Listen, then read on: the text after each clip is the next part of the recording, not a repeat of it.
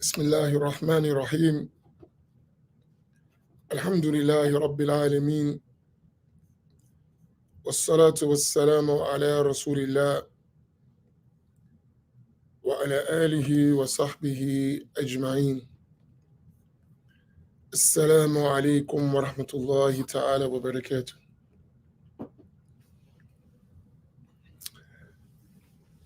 I praise Allah Tabaraka wa Ta'ala. I thank Allah. I ask Him to send countless salutations and blessings on our Prophet Muhammad sallallahu alaihi wasallam, his family, his companions, and all those who follow them in excellence until the day of judgment. I ask Allah Tabaraka wa Ta'ala to grant us the noble and sincere intentions.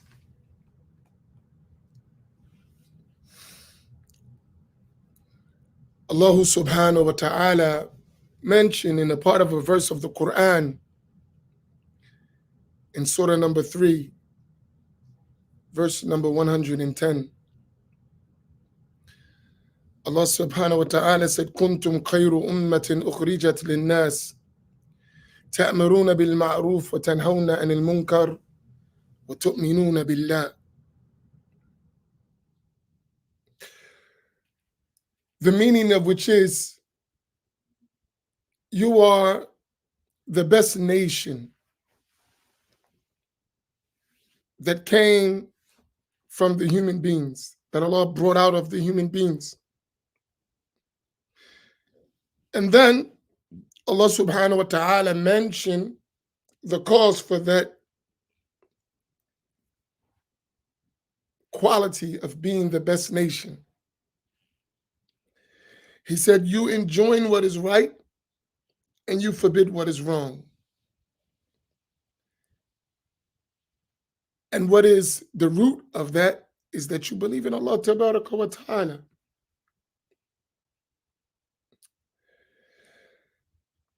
And the Prophet sallallahu alaihi wasallam, he said, من رأى منكم منكرا فيغيره بيده فإن لم يستطع فبلسانه فإن لم يستطع فبقلبه وذلك أضعف الإيمان. The Prophet said, whoever among you sees an evil, a bad doing, a munkar, let him change it with his hand. If he is not able, then with his tongue.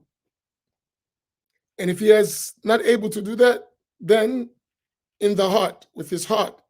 And that is the weakest of faith when one cannot do anything else.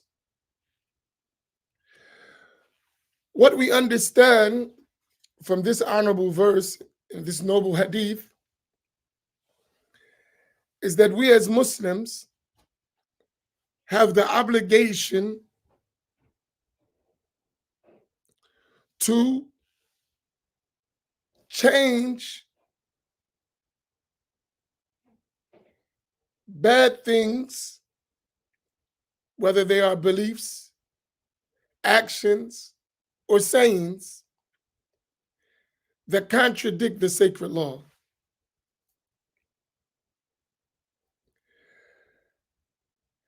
So there's something that must precede that censoring of those things, and that is knowledge of the sacred law. Yesterday, on the Black Imams Roundtable, as most of you know, I was late because I was at another event.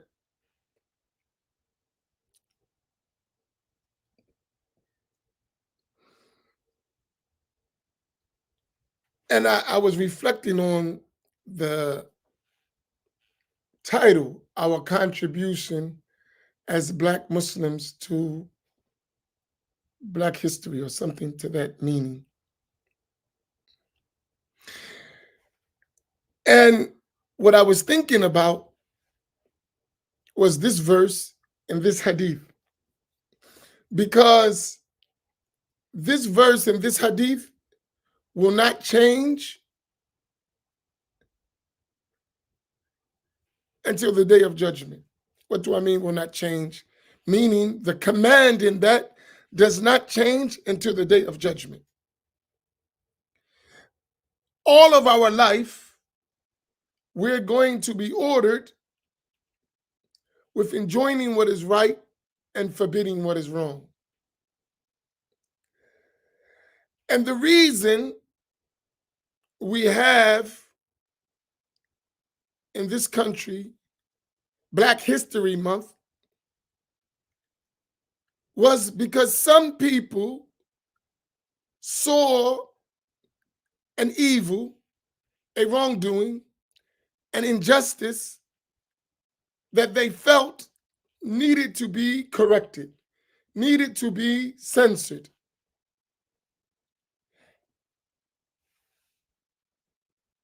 But I ask the question when I think about that,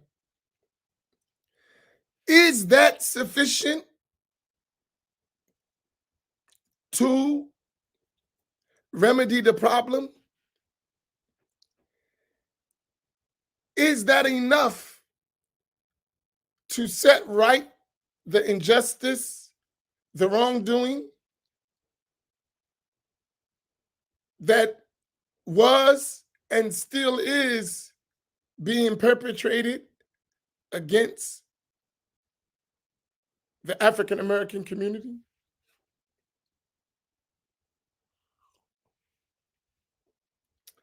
I don't think it is. I think, in fact, I know, I'll go beyond thinking, that we have a lot of work that we need to do, even though we have made some progress. The work that we have to do is far greater than the progress that we have made. This is my view of that. The work that we have to do is far greater than the progress that we have achieved. How many of you agree with that? As a people, African Americans, Black people, African descendants of ex-slaves, whatever you want to call it. How many of you agree with that? The work that we have to do is far greater than the progress that we have achieved. Curious, how many of you agree with that?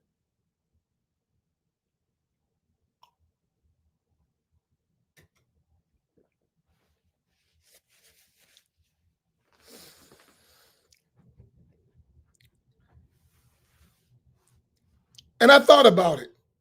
I was watching some pictures of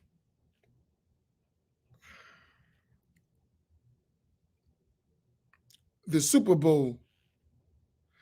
And I was watching all of these African American celebrities and entertainers and athletes flaunting their wealth.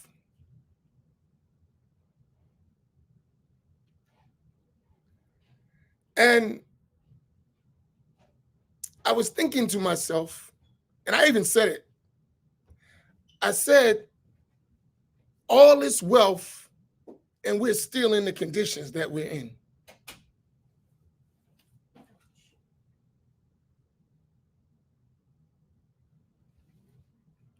I want to tell you a story to show you how deep it is. Let's do the math.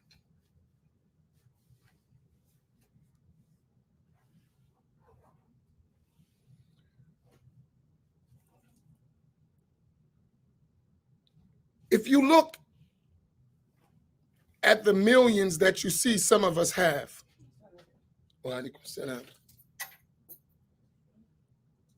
and some of us have reached the billionaire club.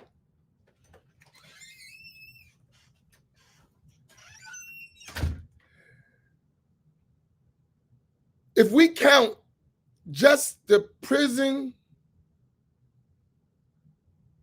population in America of African Americans, just the prison population of African Americans, and the millions, hundreds of millions of dollars that's made yearly off the free labor of African Americans that goes in the hands of, other than them, the wealth that you see with all of us combined is insignificant. Just the money that comes from our labor in the prisons. Do y'all realize that?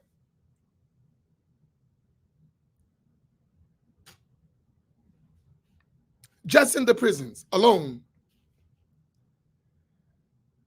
To highlight it for you, when you go to prison,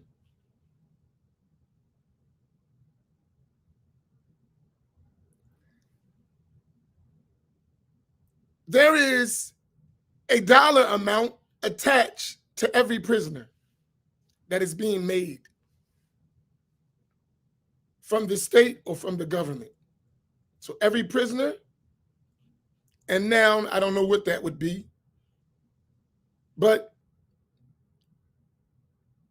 you're talking 50,000 and above per prisoner. Per prisoner.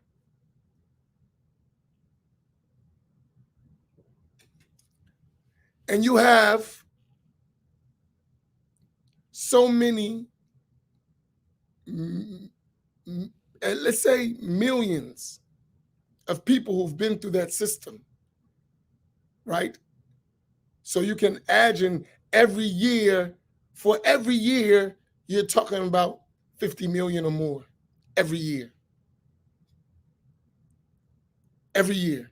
Just on money that's going for the prisoner or more.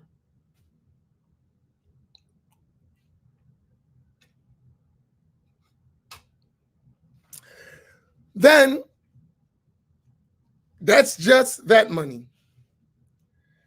Then count the money that is made off the physical labor of those prisoners. I have an example of one that I think about a lot. In one institution, especially in the Federal Bureau of Prisons, they have what is called Unicor. In Unicor, that's the federal prison industries. That's what they do, and they sell products to the government or to government entities that the inmates make. In 1 month, in one factory, they will make $1 million a month, per month, minimum, in one factory. Making furniture, for instance. $1 million a month.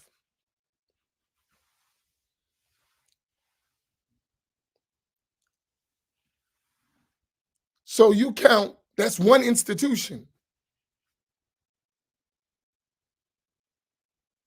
How many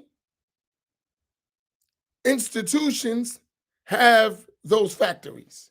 It's about the federal level. And the state level is many, many more similar things, right? You talk about just, these are just like rough, easy to imagine numbers. And they've been doing that for the past 30 years, right? One institution, if not more. I'm talking about the amount. So you take that.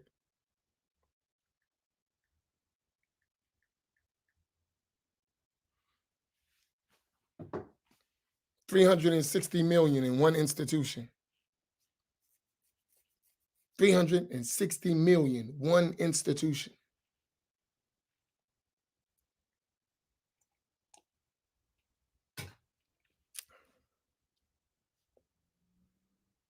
One institution.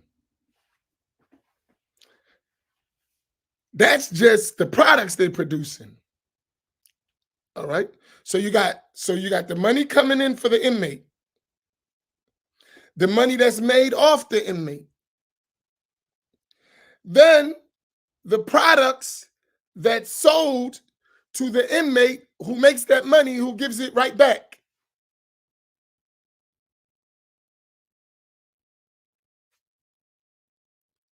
So add the millions that's coming from that, because that money is just being recycled because it's a contained institution.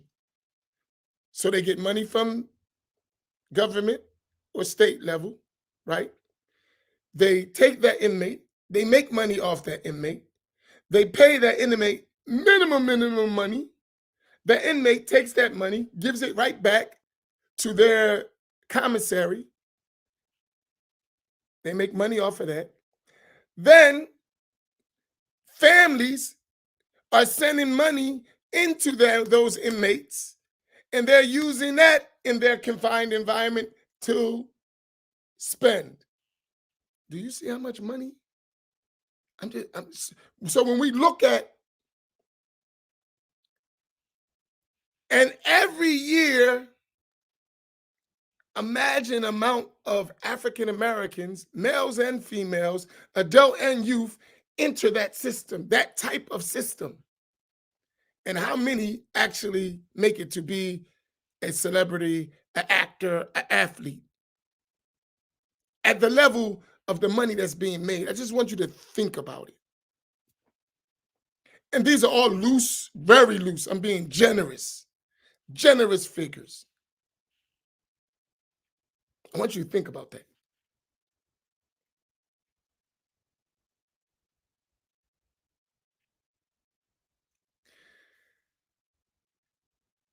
And then imagine that's one aspect of controlled money. Then imagine all of the businesses who we give all our money to that are not controlled by us. All of us can look in our community and see, because this is all around the country, in the Black community where the businesses are ran by other than Black people.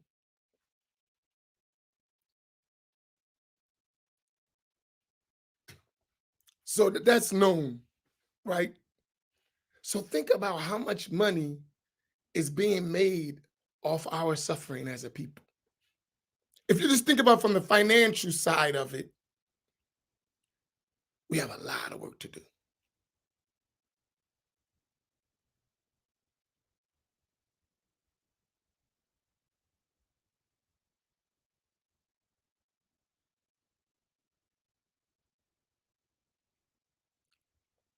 Well, that's a good question for Khan. I'm gonna answer that. So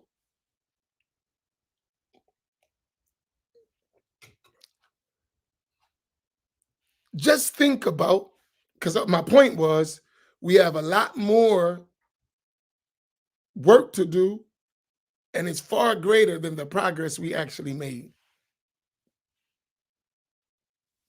right? And so for us, I'm saying this for a reason. Yesterday, after we was talking, and I hear it a lot, people say, why y'all keep talking about that Black stuff?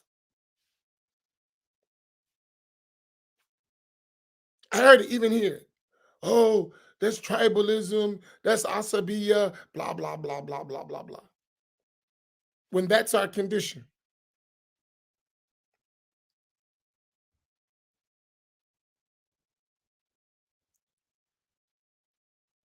That's our condition that we're struggling against. That's an ongoing munkar that lasts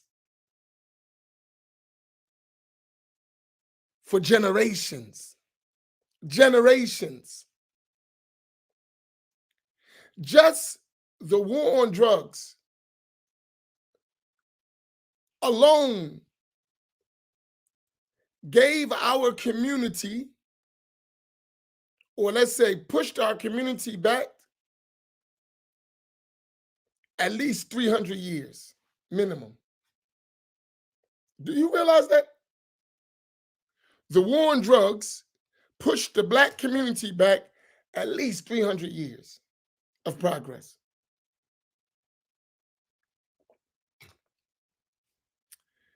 Count how many fathers were given 10, 20, 30, 40, 50 life years and life in prison that we forgot their stories.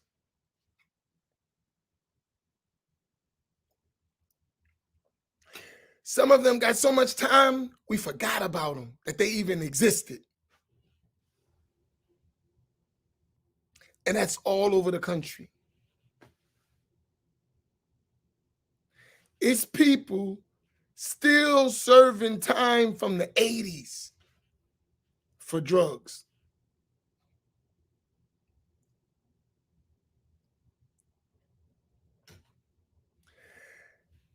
And we don't realize that there's been a continuation of new laws that even came after the 80s into the 90s, and people are still serving sentences from them.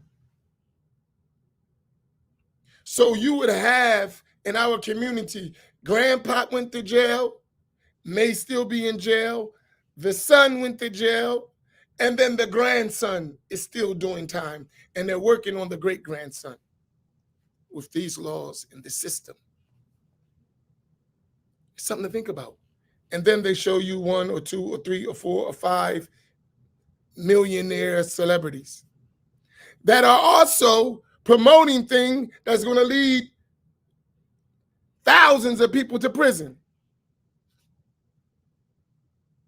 because they're promoting something that is not conducive for our community. And we enjoying it collectively. We enjoy it as entertainment.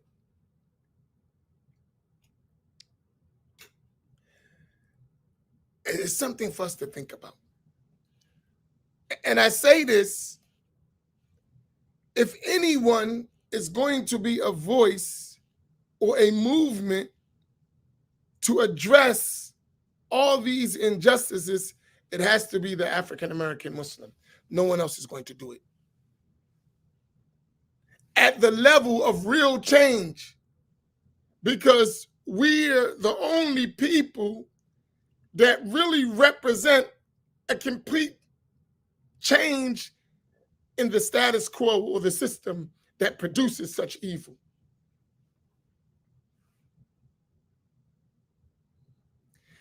And think, as Sunni Muslims, and let's be honest, these type of conversations in our communities are non-existent.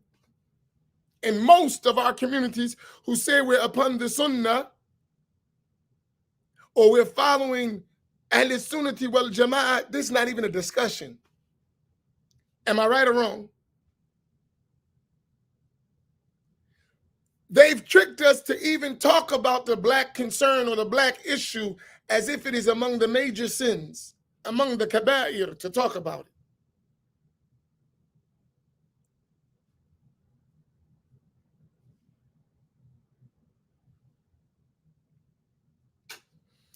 So remind, because the reminder benefits the believer. So some of the reason why I say that is because we can never stop talking about these issues until they change. And that's the Quran, and that's the Sunnah. Until these things change, we have to keep talking about them. At the minimum level, we have to hate it in our heart. But we can do more. We can actually speak about these issues to give advice and to encourage its change. And sometimes we can physically do things to bring about a change. And one of the things that we can do to bring about a change is to do for ourselves and to realize the necessity of doing for ourselves.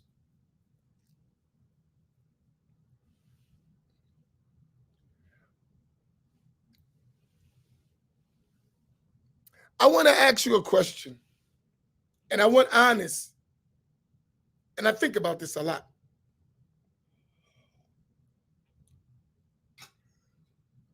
How many of you are Ahl Sunnati wal Jama'ah according to the methodology of the 3453 code? That's a question. Say I. How many of you are Ahl Sunnati wal Jama'ah according to the 3453 code, to the methodology that we promote? You're Ahl Sunnah according to that, not according to your own stuff.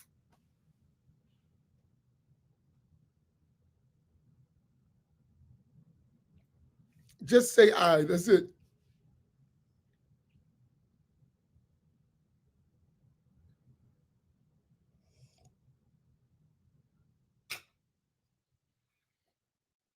We got a lot of people, so man, I know some of y'all type slow, but I want everyone to put I, right?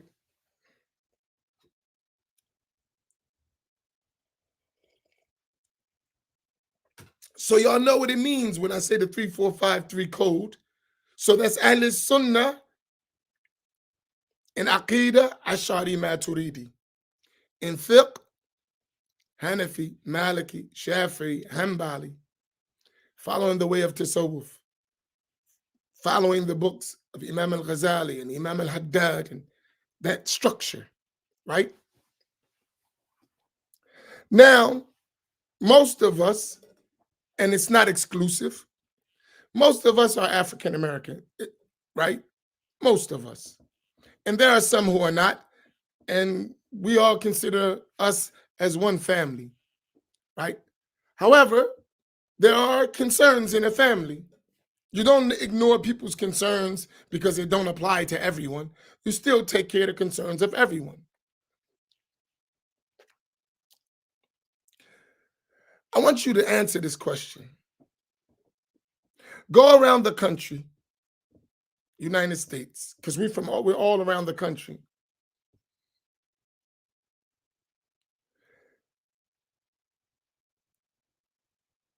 I want you to think of 5 communities that are African American led, and you can learn this way without any hesitation, any censoring. It's just the standard way that is practiced in that masjid, led by African Americans. I want you to think about that. Just take a minute and think about it. We walk in this masjid, the Sunni structure is intact. Books are being taught from cover to cover. The majority of the community is on that page, and they're African American.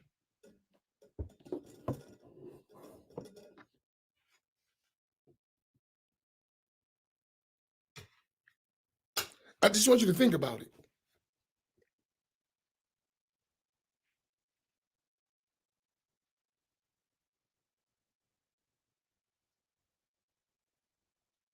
And that's the norm. That means, as I told you before, if we're not there, we're still developing in our Islamic learning alone. And we're developing. That shows you how much work we have to do, right?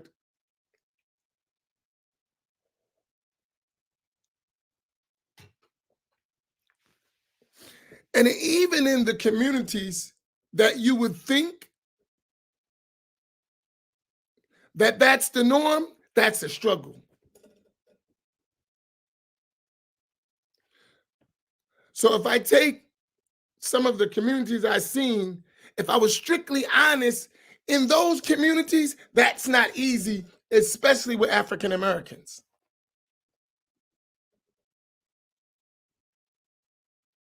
Even in the communities that I mentioned, in those communities, that's a struggle among African Americans. That's not easy. I want you to think about that.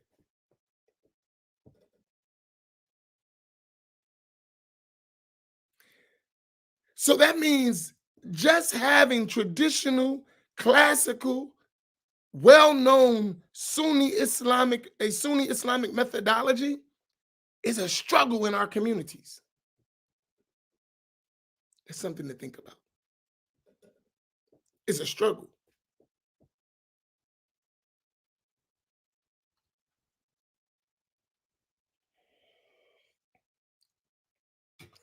To the point we don't even know what Ahl Sunnati wal Jama'ah is. We mix it with other things that has nothing to do with Ahl Sunnah, right? That in itself is a munkar that needs to be changed. That's something that needs to be changed. There's a lot of work. So someone say, well, y'all pointing out the problem, what's the solution? The solution is to change the problem.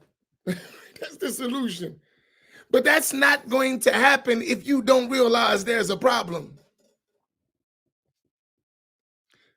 You cannot fix a problem you don't realize exists.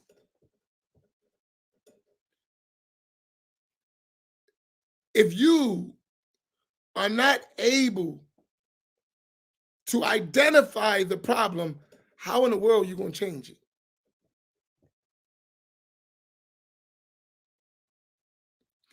So first you have to identify that there is actually a problem and realize that, then take the steps.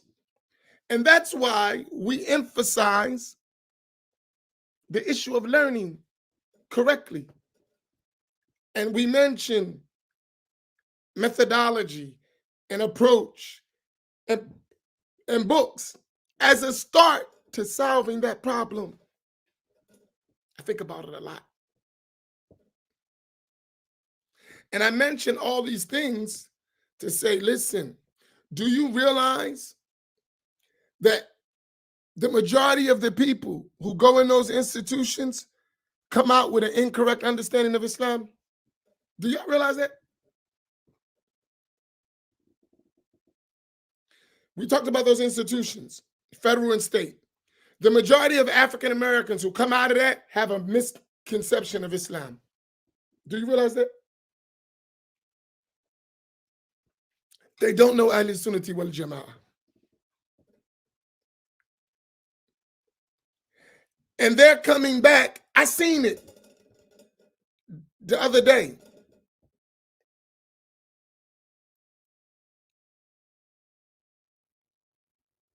A lot of brothers that come home from jail and I'm watching them, they're all away from Ahl Sunnati wal Jama'ah. And because I've been in there, I know what it's like. They ever missed this. So they still got to learn the deen. I'm talking about to have that proper methodology. Because the deen is polluted in a way that we don't have no methodology and it won't work. Right? It's no system of learning that is a classical, traditional, well-known system. They know nothing about that. Zilch, none.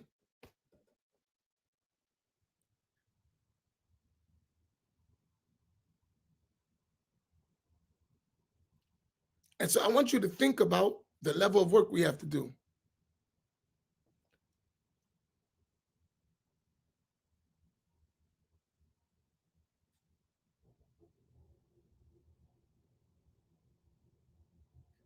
Right?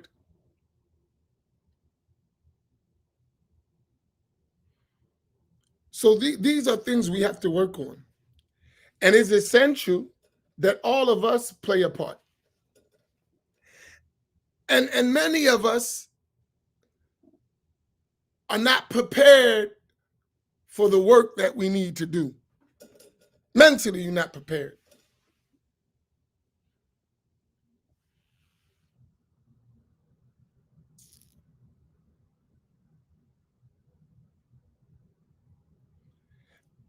So we need to have these discussions. And I would like us to understand we don't have enough of them.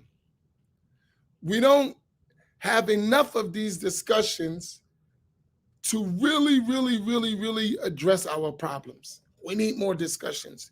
We need more roundtables on it. We need more gatherings. We need to be calculated in our approach.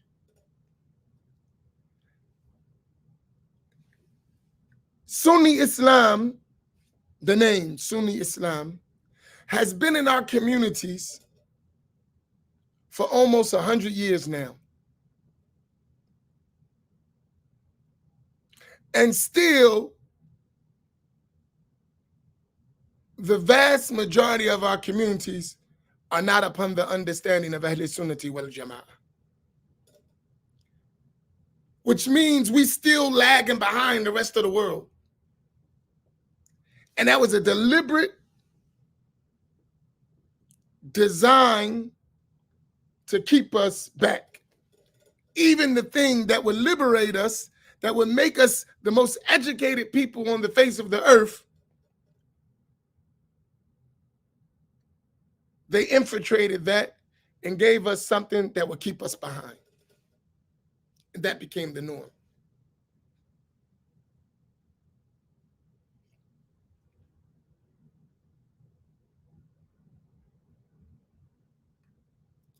That's something to think about.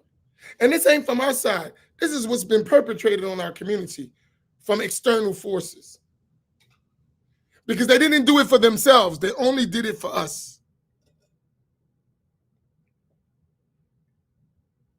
It's deep.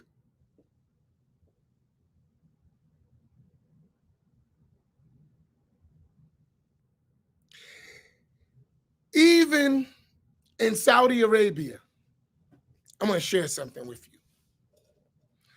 You know their doctrine in Saudi Arabia doesn't look like their doctrine in the black community in America. Do y'all realize that? If you look at their doctrine, which we totally disagree with, in Saudi Arabia, among them, does not look like their doctrine with us as African Americans. Do y'all realize that?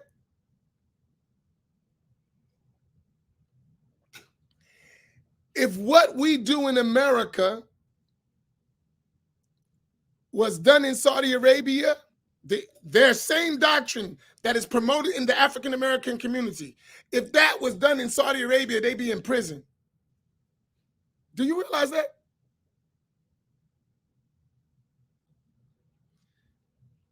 I'm going to repeat that. If their doctrine, which is being promoted in the black community in America, was in Saudi Arabia, the ones who are teaching that would be put in prison. Did you hear what I just said? I make it's no joke. The same people that are promoting their doctrine in our communities, if they tried to do that in Saudi Arabia, they would be put in prison. Go figure.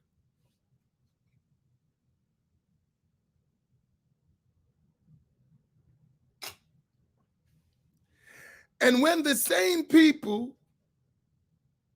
who teach that doctrine, when they go to Saudi Arabia, they are the children of the Saudis. Waladi, my son. They're the children of the Saudis.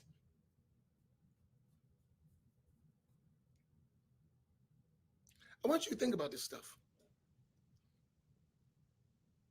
So even the ones who've come to us carry the mindset of someone who won't even accept what they've given us. Ain't that deep? But that's the norm. That's the norm in our communities. We don't think about it.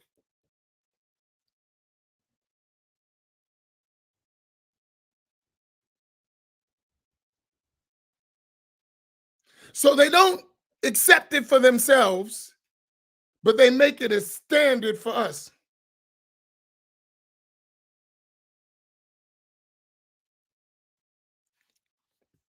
That's something to think about.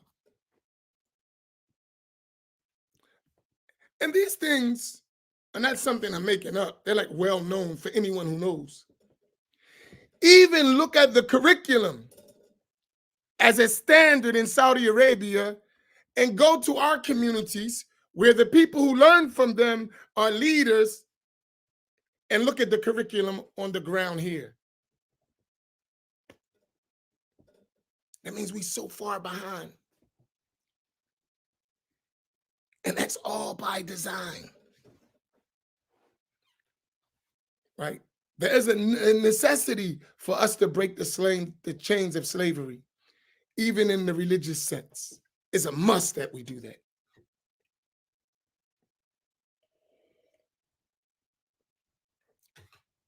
And it will look totally different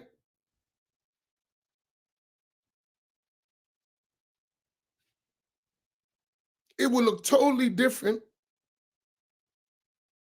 It will look totally different if we actually even did what they do.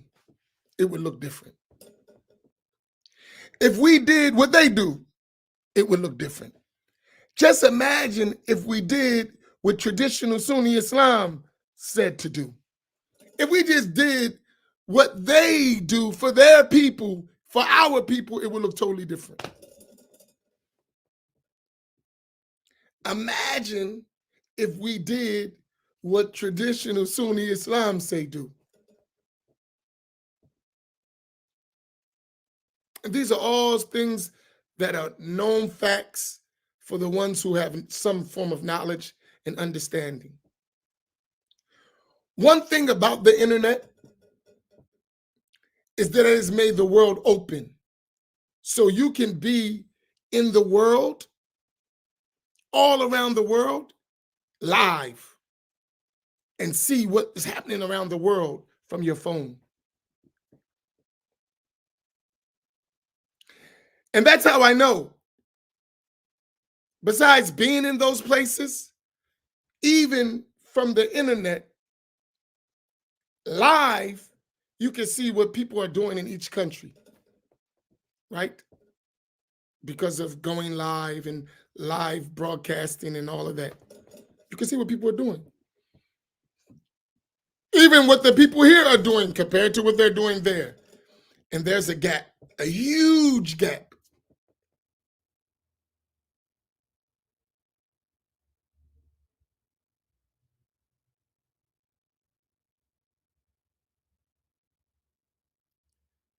So for us, this is all an evil that needs to be changed.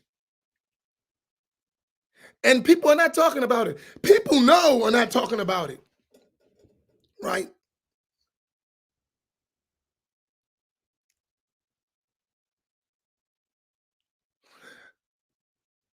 A person said to me from a well-known organization, he was the president of that organization. He said to me, let's debate. I said, okay, live, not prepared. He said, let's debate. I said, okay, live, not prepared. Public, not prepared. No warm up. Straight up, right live. No preparation, live. Nothing off the table. You know that debate never happened, right?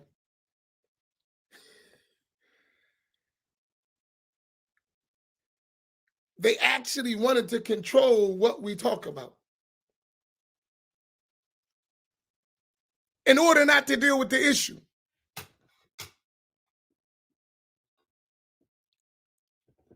I said, listen, if we're going to talk about the issues, let's talk about the issues. Let's talk about all the issues, not just the ones you like. Let's not talk about issues that are really not relevant to the real conversation.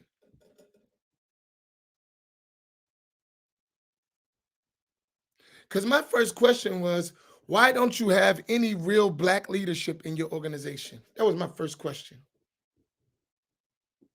That would have been my first question. In the debate,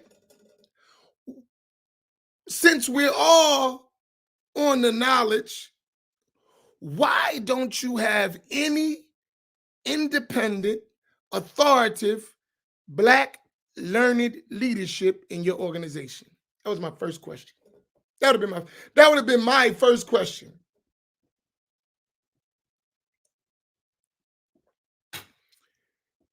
Why in the Black community you don't have authoritative, independent Black leadership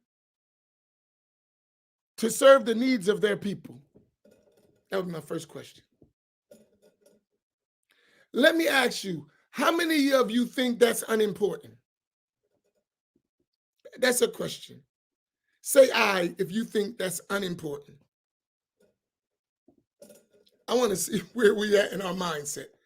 You're in the heart of the Black community, in a Black city, predominantly Black city, and you have no authoritative, independent Black leadership to deal with the needs of that community. How many think that's not important? I don't hear no ayes. Let me go the other way. How many of you think that's extremely important? And I emphasize extremely important. In fact, necessary. How many of you think that first question I asked is extremely important and necessary?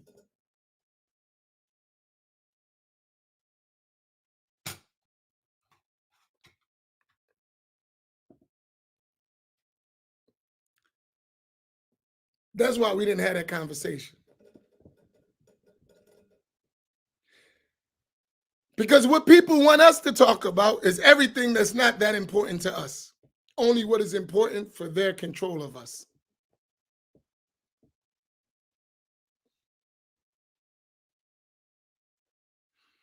And guess what? That's important. Because you know when you don't have that, you know what happens? Your needs go unmet. Your concerns go unaddressed.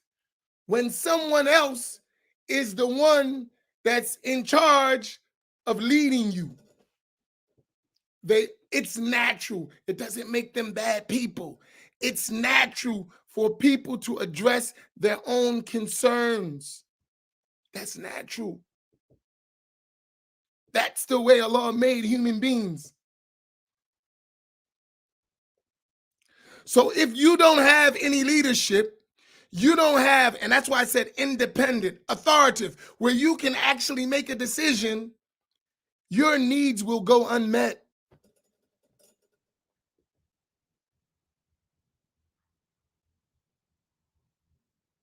Do you realize that?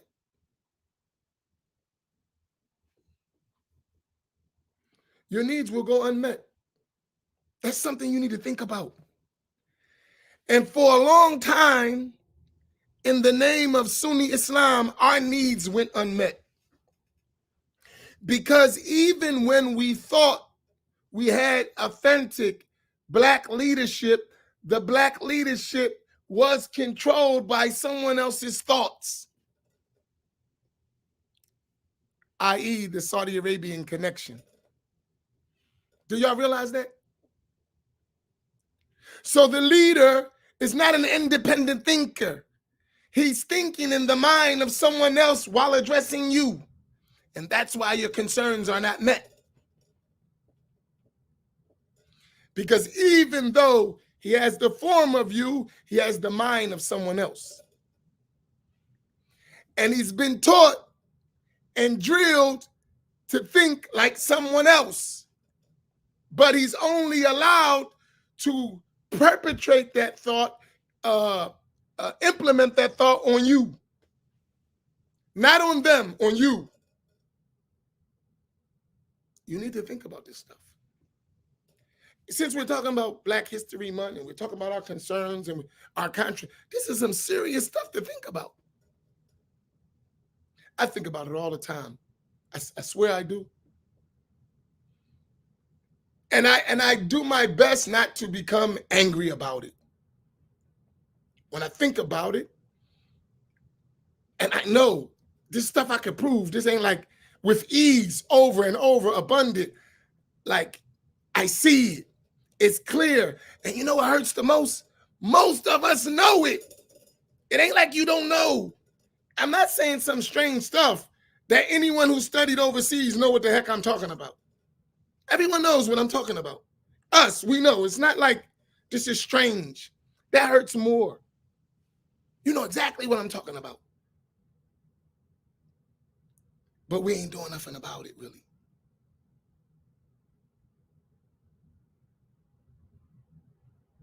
As you do know. Y'all don't remember a couple years ago, the Salafi Students of Knowledge rebelled against Saudi Arabia scholarship? Y'all don't remember that? Y'all forgot? No, y'all follow the internet. Y'all don't remember just, I don't know, I don't even think it was 10 years yet. They had a mass rebellion. Do y'all remember that? Do y'all? I don't think it's been 10 years.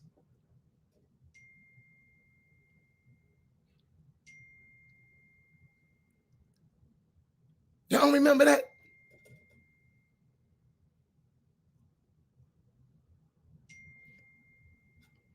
Now nobody follow their stuff. Okay, right? No, seriously.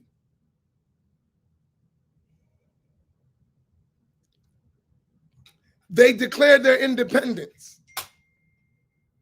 And now you're starting to see all of them with their own little platforms doing their stuff. They were all under the control of the Saudi scholars. All these guys, you saying they talking black stuff and women's stuff and marriage, and all them dudes was under the control of Saudi scholars. To the Saudis went so disrespectful to them, they started to buck.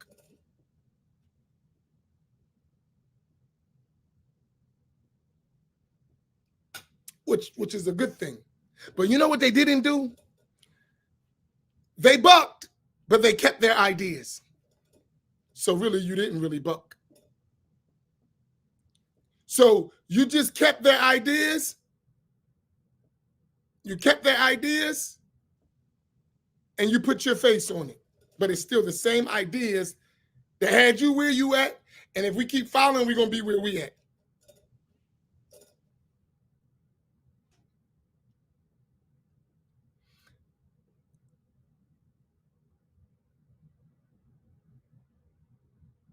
Right? And the thing that we would do, we would say, yeah, we ain't listening to them scholars overseas, but you listening and following those same people who are carrying the same ideas and you don't realize it. So nothing really changed. Because you never had the real discussion. Because they have you on this thing about Aqidah wars and all this other stuff, and it's the same exact stuff. Same stuff. And if we're really going to get independence, we're going to have to take the whole system and rethink it. Not change it, rethink how we have processed it. And then the real work begins. Because we have to do the whole thing over. The whole approach has to be different. And that approach has to be for us to become an independent nation within the nations of the Ummah. That's going to be the approach, which is a lot of work. A lot of work.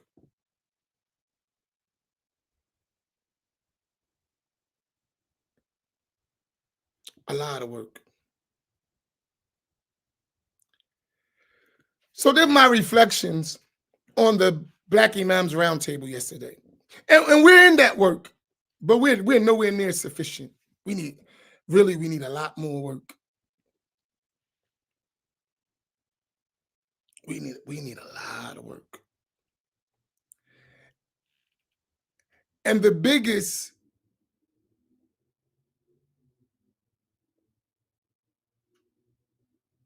biggest thing for us is for us to realize that we must do the job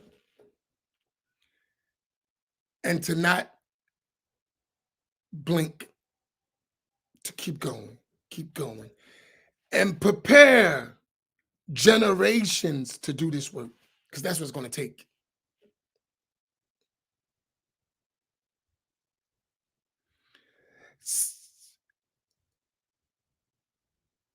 I'm going to ask the other imams, what's today? No, we got time. We right on it. Next week, I want y'all to do me a favor.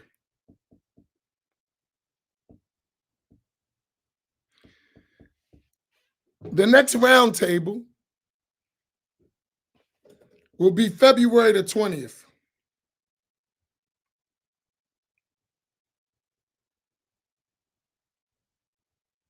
Right?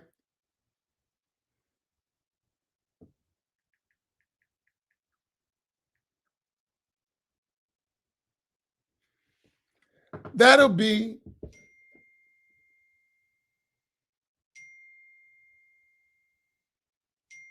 almost 60 years, 59 years since the assassination of Al-Hajj Malik Shabazz. The next day, Wednesday, will be February the 21st, 2024. Next Tuesday, I'm going to ask the imams. I know they're going to say yes. We're talking about 60 years, right? 59 years.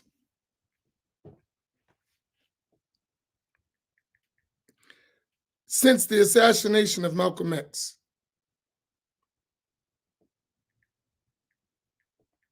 And I think we need to do that. 59 years. I want us, and this is the work for y'all to do between so we can have a real conversation. I want us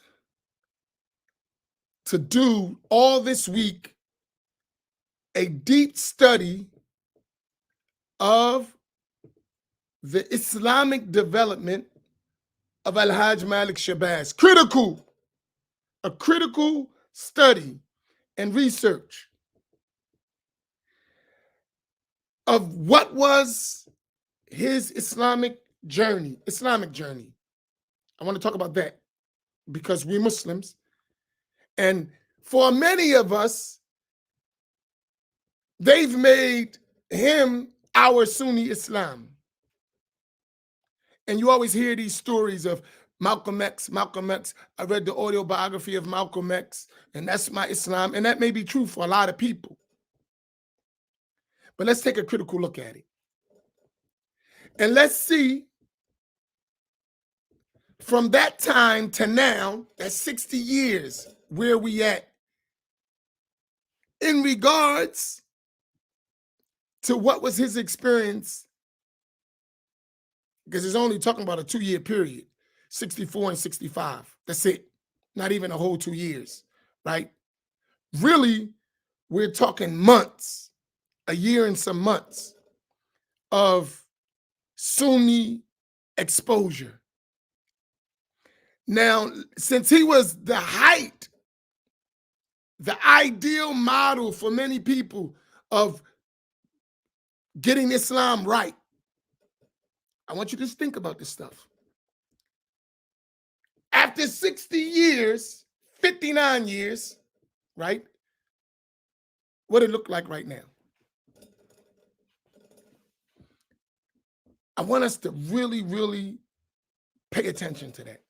Because then it gives us what 60 years, if we keep doing the same thing, what 60 years will look like 60 years from now, which most of us won't be here. Most of us that are listening right now will not be here 60 years from now. So now we can kind of see what 60 years may look like by looking back 60 years. Because most of us don't have the influence and the lights on us like Malcolm X had on him. So he's highlighted, and that's a highlighted figure. And look what it looks like 60 years. I'm talking about just as Islam, right? We're talking about Islamic education. I want us to really think about it. And how did it work out? So you got a long time to think about. That's 6 decades. This is critical thinking here. And some people may not like what critical thinking will produce, but it's needed. A real evaluation. Not a romanticized evaluation. There's a difference. A critical evaluation and a romanticized evaluation are not going to look the same. We are understanding that, right? A critical evaluation and a romanticized evaluation will look totally different. And it will produce a total different result, an outcome.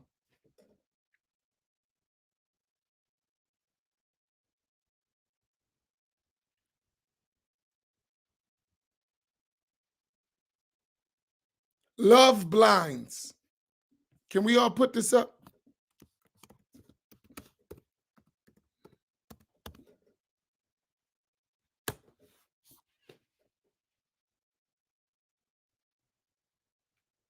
Love blinds. Seriously.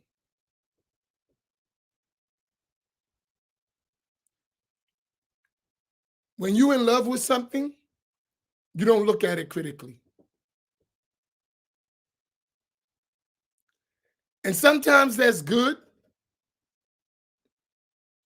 but sometimes that's hazardous. It depends.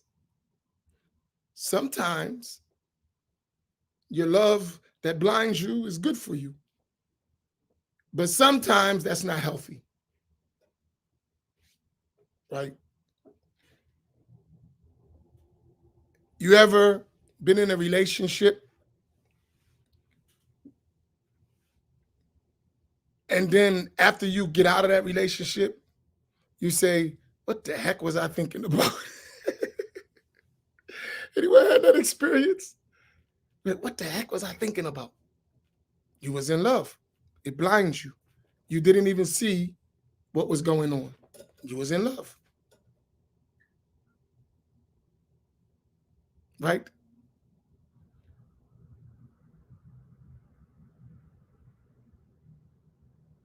Right? But after being in love, and when you get out, and then you critically think about everything that transpired in that relationship with a critical thought, you're like, I should have been saw this. I should have saw this coming. Right? But love blinds. So love will cause you to have a romanticized evaluation of matters. But the intellect will make you critically think about things. And then you can actually, right, address it properly. So next week, inshallah, with the permission of the other two imams, and I'm sure no one's going to say no, so that's just courtesy, because we need to have a critical look at the Islamic life of Malcolm X, Al-Hajj Malik Shabazz, as an important figure in where we need to go and what we need to do.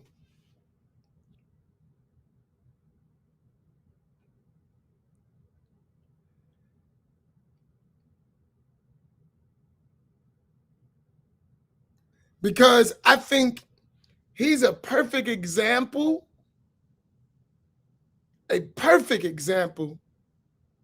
for a case study in this subject. Perfect. I can't think of no one better than him. He's the perfect case study for the African American black man in America's Islamic journey. I think he's a perfect case study. I can't think of a better figure.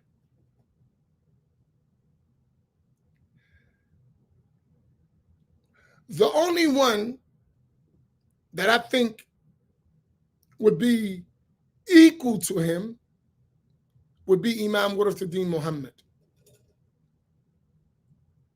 But the problem is, if we critically examine Imam Warithuddin Muhammad, rahimahullah, because he still has people who love him and follow him and attempt to carry out his mission, if you critically discussed it, it could be offensive. But since Malcolm X doesn't have followers, he only has lovers, you can discuss that safely. Did y'all catch that?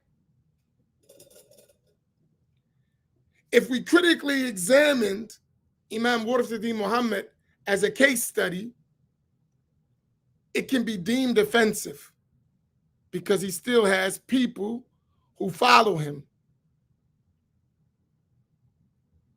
right? And love him. So to critically examine may not go over well with many people. But since Malcolm X doesn't have any followers, he only has lovers. Do y'all realize that? No one follows Malcolm X. No one follows Al-Hajj Malik Shabazz. They only love him. There's a big difference. Do y'all understand what I mean by that?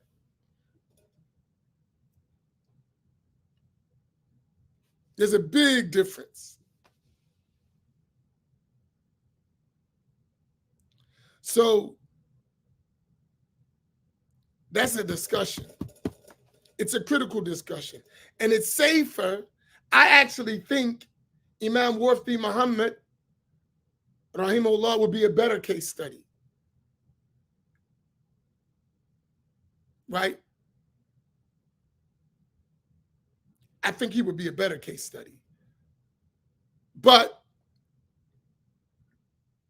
for the aforementioned reasons, I think it's better to do the study of Malcolm X.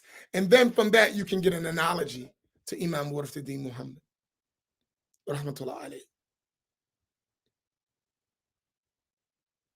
But we got to take off the love blinders to do a critical evaluation. With what in mind to tell us what we need to do? The critical evaluation is going to show us what we need to do. And it's going to take us all around the world. It's going to take us on his journey. It's going to take us to research. It's going to take us to study. It's going to take us to understand politics. It's all of that is involved in that critical study. So 1 week, let us all take this week to study the Sunni Islamic life and journey of Al-Hajj Malik Shabazz. I think this would be and it's right the day before the anniversary of his assassination. And if we really want to celebrate his life, a critical study of his life would be useful.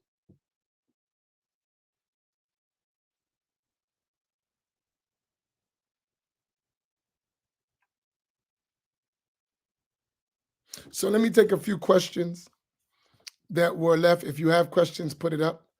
I'll take some. What I never could figure out, why didn't we as inmates just say we're not working nor going to the store and make them have to really take care of us? We could have easily broke the wheel. Most, unfortunately, as you know, Furqan, most people in the system can't afford to do that. And it would be a nice sacrifice, but you know, many people went to jail and they didn't have real money, right? So it would make it very difficult for them to survive in prison. With the discipline is needed to do what you're talking about, most of them don't have that kind of discipline. And you, from being in the environment, you know most of the brothers don't got that kind of discipline. No, it's not happening. So I think that's why we didn't do that. And most of us don't want to do real sacrifice. We couldn't spend a week in a hole without flipping out, because that's what's going to happen. They're going to put you in the hole. And most of us can't take lockdown, as you know that. Right? So I think what it would have taken to do that, most of us are nowhere near mentally prepared for that. And to realize its importance. Because they would have locked the jail down and whoever was starting that shipped them out. And then once they shipped them dudes to some of the places where they ship people, gave you some diesel therapy, the rest of them would have quit. I know that firsthand. Yeah, talking all that stuff till they start putting you on those airplanes all around the country for a couple months and dropping you off at county jails all around the country and putting you on buses and not giving you mail and no one knows where you at. Jokers ain't cut for that, to be honest. So that would have been quite difficult, bro. I don't think we cut like that. And not even thinking. I know they ain't cut like that. That's why it ain't happened. Imam Amin, are you saying the problem of classical Islamic learning is not a problem around the world for common people?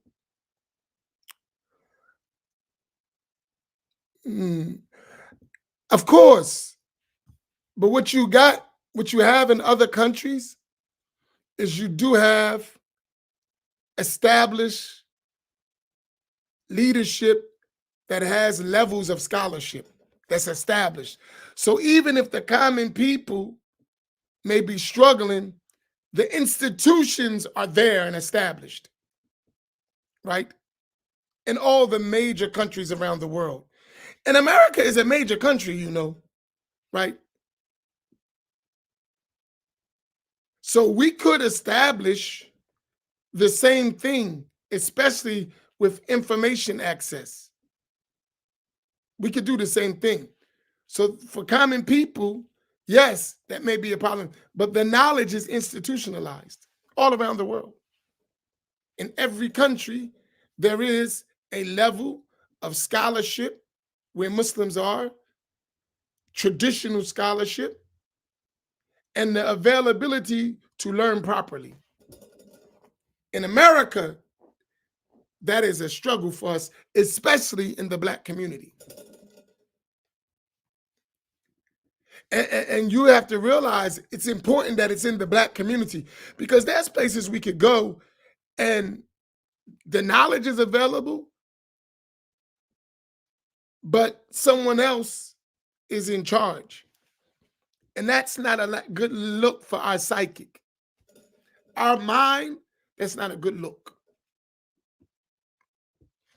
I don't think we realize the psychological effect of seeing yourself as an inferior. Being in an inferior position has a deep psychological effect on the human being. How they feel about themselves. When they always see someone else as capable and always see themselves as incapable, it does damage to the mentality of that person. Do we realize that?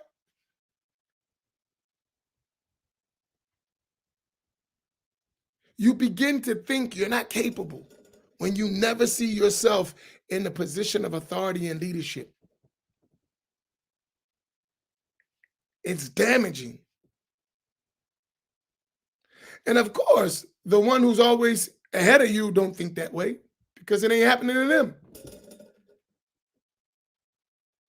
So, yeah, but we're talking about institutionalizing it. It's going to take time.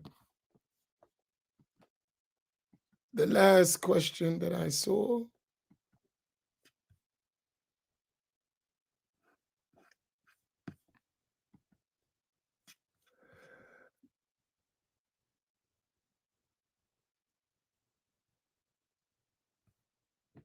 Um, does it depend upon qualifications of the leadership of the Black community?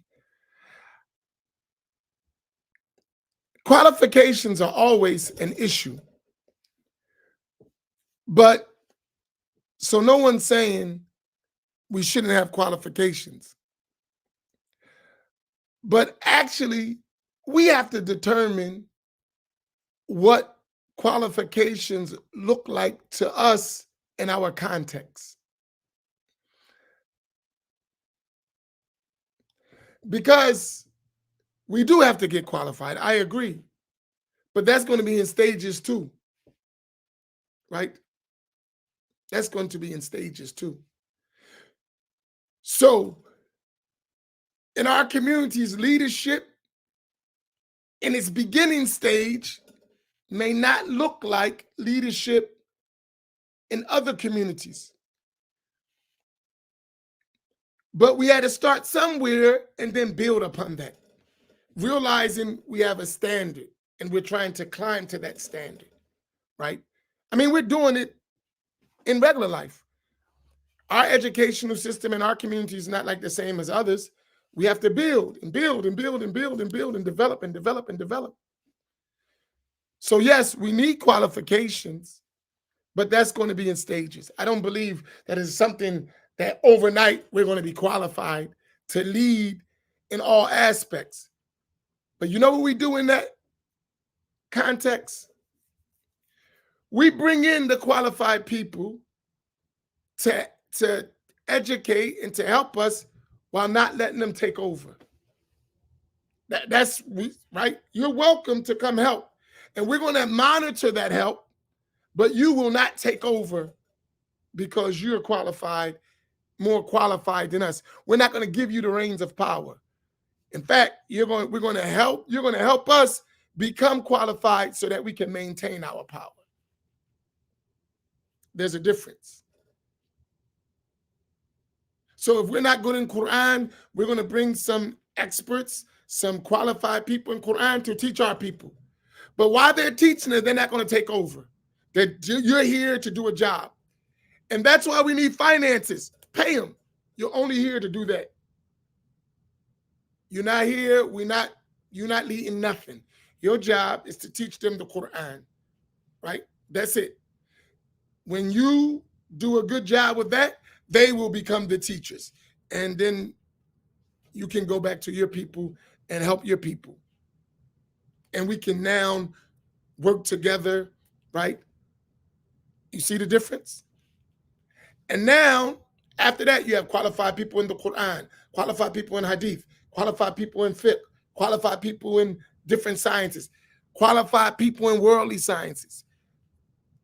Bring in what is needed, and then you develop and become an independent nation. Everyone does it. That's not like strange. Everyone does it.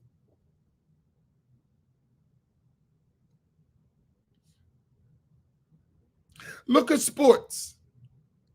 You see what Saudi Arabia is doing with the boxing world, with the entertainment world. Saudi Arabia has now become a venue like Las Vegas used to be, like Atlantic City used to be. I don't know if you're following. Saudi Arabia is the entertainment venue now, like Atlantic City used to be in the early 80s, like Las Vegas has always been for sports, boxing especially. Now, that's Saudi Arabia, right? So everyone's going to Saudi Arabia for the big money, for the big event, for right? How did the Saudis get to try to monopolize that industry? They sent their people, they brought people, they learned how it works, and now they took it over. And it's totally against what they teaching us. I don't want to go there, right? What they're doing is totally against what they've taught us that came in and destroyed our communities. But no one speaks about that really, because we don't talk against the rulers. Those rulers ripped our community apart and took the same thing that we was running from, moved it to where we went to learn, and then got us here destroying our communities in another route. But that's a whole nother entire different discussion, right?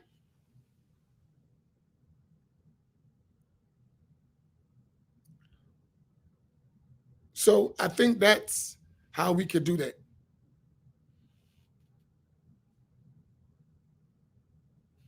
Right? But they do that in everything, in the tech industry, in medicine. Yeah, they do it. They go, they learn, they employ, they bring back, and every country does that. China, every country.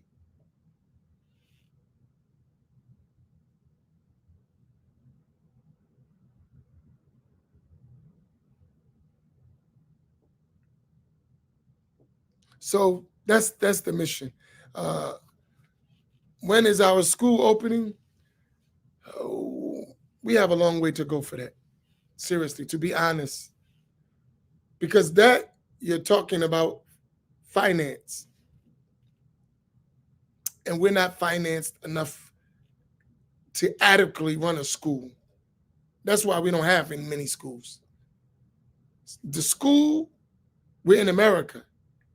It is a financial responsibility to operate a school, right? A school that's not well financed is not going to survive in America. Forget about it. It's not going to happen. Our life in America requires a financial component. It's an integral component to any effort you make.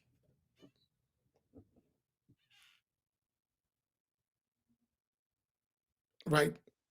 So we have to start small, and we have to build. But the biggest thing is getting us to understand what we need to do. Because once we understand and we agree, then all the other things are easy, right? When you understand what you're trying to do, it's easier to push yourself to do it. Tell you, I'm done for today. May Allah make it easy.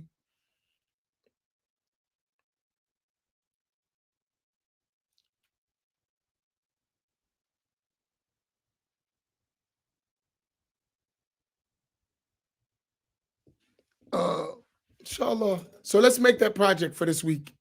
Let's all do a critical study of the Islamic development of Malcolm X.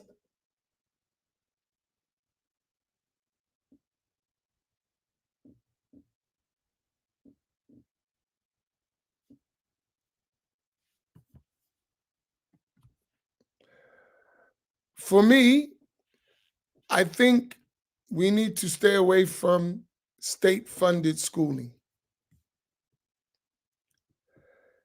I think for our own development, we need to do our own stuff. Independence is extremely important. Once you take their money, you open yourself up to their ideology of how things should go, and that's a disaster. So I would suggest, myself, I would never take their money. Absolutely not. I don't take no grants for nothing. No, that's a rule for me. Absolutely not. I'd rather be broke than to take their money. Because once you take their money, you've given them the right to determine how you use that money and what you educate, what you teach, how you teach. They have a right. But when you don't take nothing from them, you do what you got to do, as long as you can fund it. So I think that's important for us, that we learn to fund our own initiatives, even if they start out small.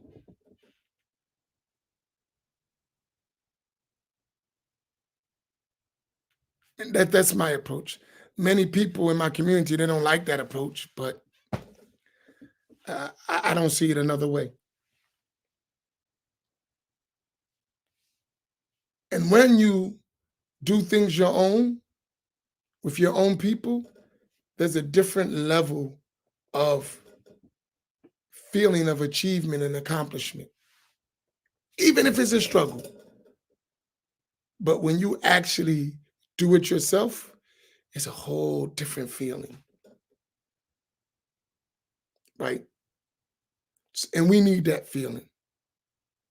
We need that feeling of independence. We do. As a people, we need it. May Allah make it easy. All right, inshallah, we'll see you at another time.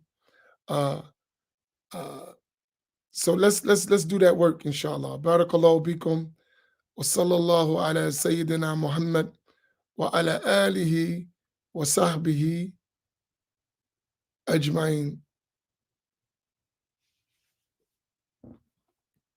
Assalamu alaikum wa rahmatullahi ta'ala wa barakatuh.